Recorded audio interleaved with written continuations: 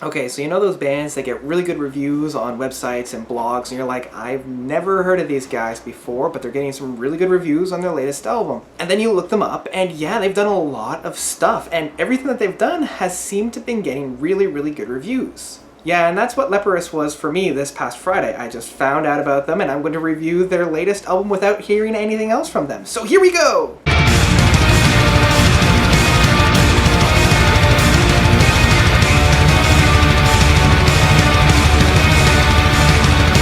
Hello, I'm Notes, and last Friday I took a spin of Leprous's latest album, The Contagion.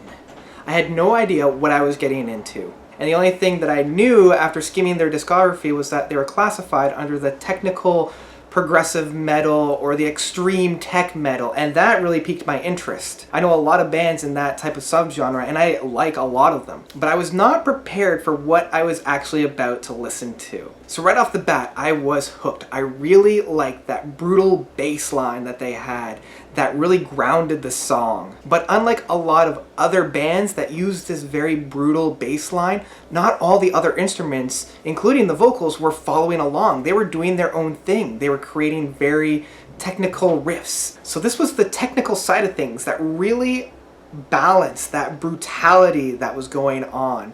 And can something be very rhythmic and technical at the same time? Hells yeah, it can, and Leprous shows that it's possible. I think what kept me interested in the album as a whole was how well everything worked together. I know a lot of these technical types of metal bands just like to throw everything on the wall and see what sticks, going off in a bunch of different directions.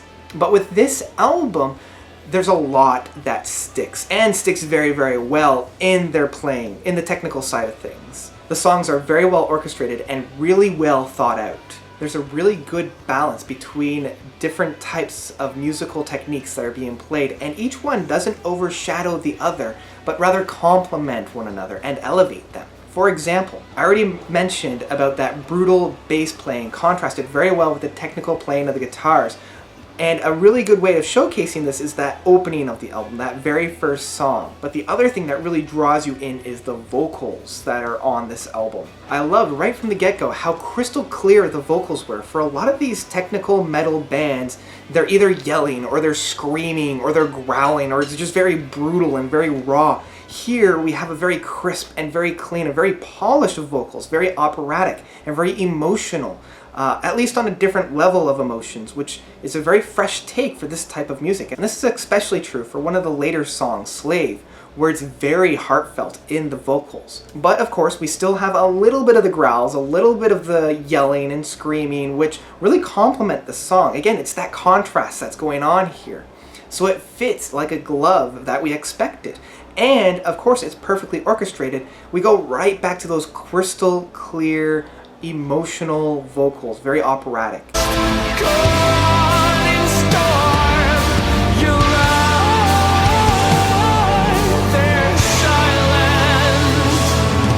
And I just have to say it, I love those build-ups and payoffs that the band uses.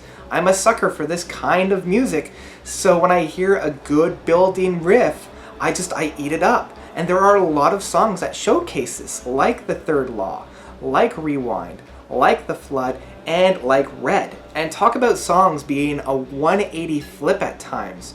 More than once, a very soothing and rhythmic ending to a song will be paired off very well with a brutal technical hammering it over your head sound. For example, starting off the album, we had The Prince end on a very melodic and very soothing note, and then that second song of The Third Law, it just starts off with a really brutal and hitting and gnarly, just blasting sound. Also, near the end of the album, we have the song Moon, which is very soothing and very melodic.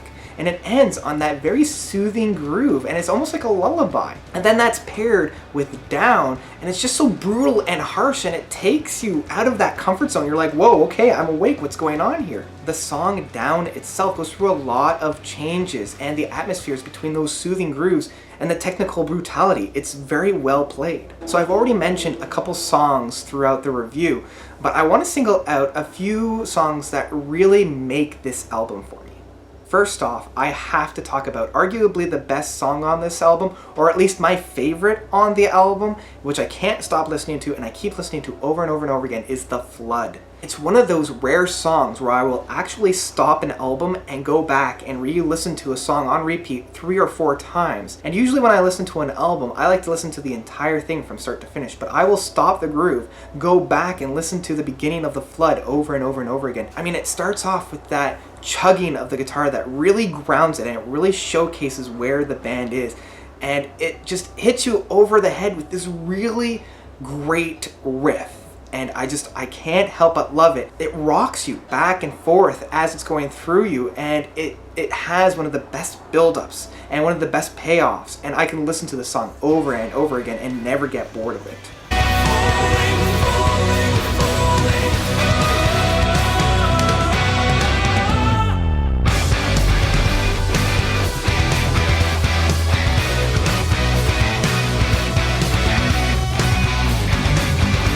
I really need to single out Red as having some amazing riffs in it.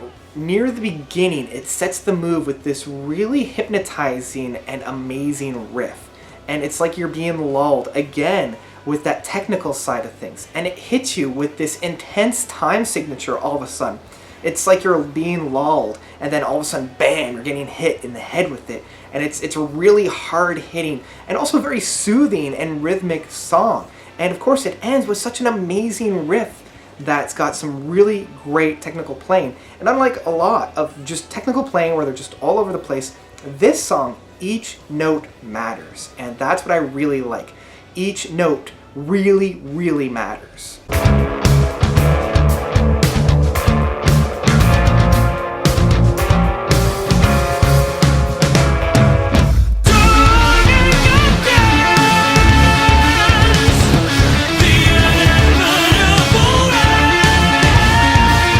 So I've kind of given this album a big praise, but there are a few drawbacks that I do need to point out, at least within my mind. I feel as though the album does begin to lose the steam and the momentum that they have from the beginning near the end of the album. It just starts to peter off.